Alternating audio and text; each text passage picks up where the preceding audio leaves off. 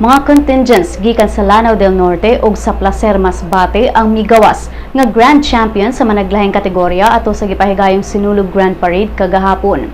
Grand Champion ang Land of Beauty and Bounty gikan sa probinsya sa Lanao del Norte sa Free Interpretation category.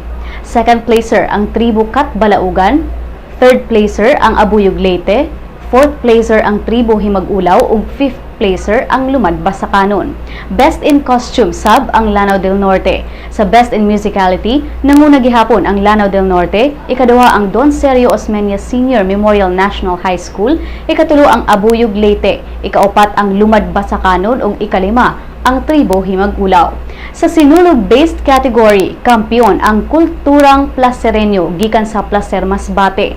Nahimong second placer ang contingent gikan sa Karong City, third placer ang Tagum City, fourth placer ang Danau City ug fifth placer ang Tuburan. Best in Costume ang Kulturang Placereño. Sa Best in Musicality, nanguna ang Tagum City, ikaduha ang Kulturang Placereño, ikatulo ang Tuburan ug ikaapat ang Panglao Bohol. Sa Street Dancing category, first placer ang Abuyog Leyte, second ang Sinanduloy sa Tagum City, third placer ang Kulturang Placereño, fourth placer ang Karong City ug fifth placer ang Lumad Basakanon. Samtang sa float category, fifth placer o first placer ang Efficacent Oil sa International Pharmaceuticals Incorporated kun IPI, second ang The Lost Empire, third ang Contempo Property Holdings Incorporated. Sa Higante category, first placer ang Maglalawig Madyalan, second ang Reina Elena Festival Queen, third ang Native Dancer.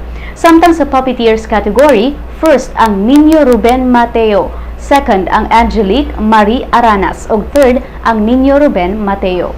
Samtang sa Site Decor category, first placer ang Global Business Power Corporation, second ang Bangko Sentral ng Pilipinas, third ang Cebu Port Authority. Ug sa Visual Merchandising category, first placer ang Gaisano Capital South, second ang Park Mall ug third ang Metro Gaisano Colon. Ang Sinulog 2016 Grand Parade gitapos sa usa ka bonggang fireworks display.